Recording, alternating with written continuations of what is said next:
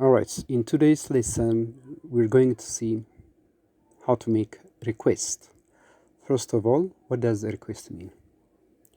A request is instruction for someone to do something in a polite manner. That's it. It's different from a command, right? A request is different from a command. In a command, it's a kind of bossy. It sounds bossy, right? Like, open the window. That's a command. Open the window, please. That's a request. But in English, there are different ways of making a request. That's what we're going to see in today's lesson. So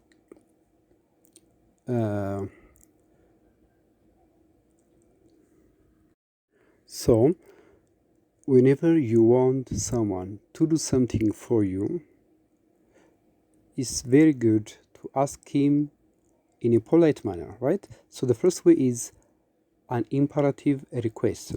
That means, open the window, please. Will you? Right? Will you? The intonation changes. Turn off your mobile phone, please. Will you? Sit down, please. Will you? So you add will you at the end with a tag as a tag, right? The other way is using can and will. Can and will. Can plus the subject plus the verb, right? Can and will. They are informal, sometimes neutral English, right? So you use this with your friends, with your peers, with your family members, people you know, or those who are familiar with you, you can use, no problem. For instance, you want someone to sit down. Maybe you are watching a movie, but he's blocking you, but he's blocking your view. So you don't say, sit down, right? Sit down. So instead, what do you say? Can you sit down, please? You are blocking my view. I can't see. I can't watch the movie, right? Can you sit down, please? Or will you sit down, please? It's a request, right? The other one, which is more polite than can and will, is could and would, right? Could you or would you plus the verb, right? Could you show me your ID card? Or would you lend me your pen, right? Could you lend me your pen? Could you give me your mobile phone to use it now, for now, right? So could and would have the same meaning as can and will, except that they are more polite. If you want to be more polite, if you are talking, if you are asking, a stranger, maybe your teacher, your boss, or whatever, someone who believe is more respected, you use could and would. Otherwise, they have the same function like can and will, and the same structure also. After the verb, after the subject, we use the bare infinitive. Can you open? Can you turn off your mobile phone? Could you turn off your mobile phone? Would you sit down, please? Right? That's it.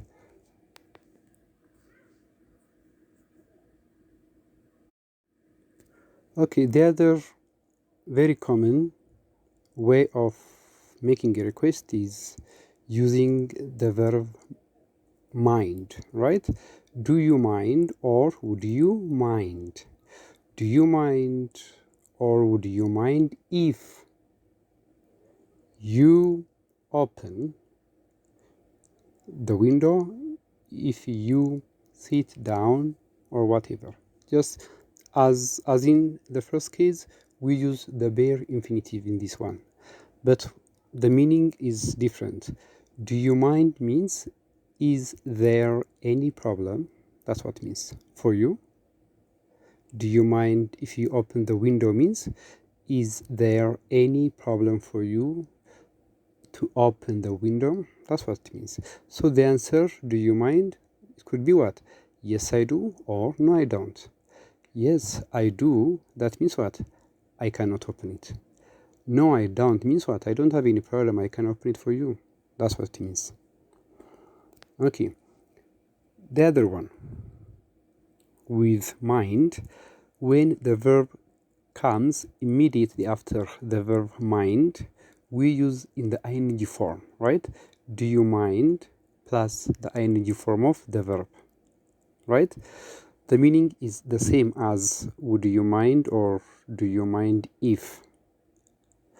But the difference is just because the verb comes after mind, we use it in the ing form. That's the only difference. So, do you mind opening the window, please? Or would you mind opening the window, please? Right? So, but one thing, if you ask with would in the first case, would you mind if you opened, not open? Because in case of would, we use the ed, the past form. The verb must be past, but the meaning is in the present. It talks about the present, but we use the past form of the verb for if you begin the question with would, right? But okay, just to add more examples, let's see request with can and will.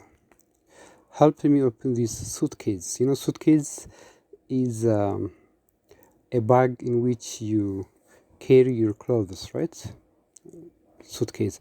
It's different from briefcase. In a briefcase, we put in documents, right? Or maybe dollars if you have. But suitcase, clothes, suits, as the name suggests, clothes, right? Okay. So, help me open the suitcase. Can you please help me open the suitcase? Right? You want someone to open the window for you. Will you please open the window? You know, please may come at the end or in the middle. There is no problem. Will you please open the window or will you open the window please? They mean the same. Okay. You want someone to pay attention, right? Maybe he's distracted. Oh, can you please pay your attention? Someone is talking, so you want him to be quiet, to be silent. Or will you please be quiet?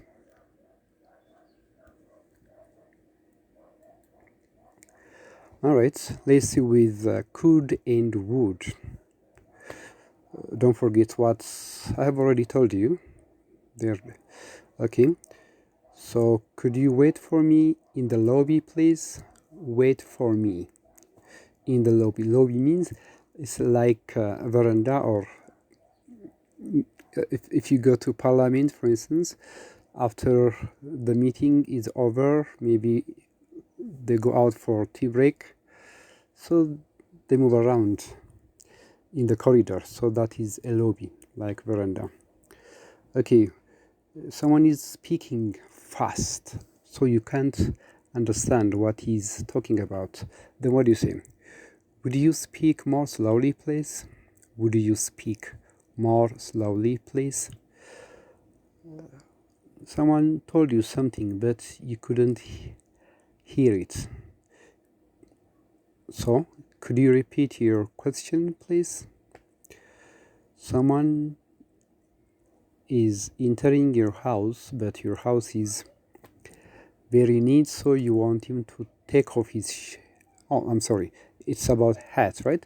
Someone, maybe a teenager is wearing a hat, so you want him to show respect by taking off his hat. So what do you say? Would you take off your hat, please? Hat, cape, right? A kind of cape. The elevator is full, so you want the other person to use the other elevator, right? Elevator means a lift in a building to go to the tens, stair. So you have to take a lift, right? Elevator. So could you use the other elevator, please? This is full. Okay. I think so far so good. Let's keep doing. Okay. So do you mind? And would you mind? Would you mind speaking more slowly? Do you mind turning off your mobile phone? Don't forget, if the verb comes after mind, always ing form. Do you mind signing your name here? Do you mind turning the radio down? Because it's too loud. Turn down because the music is too loud.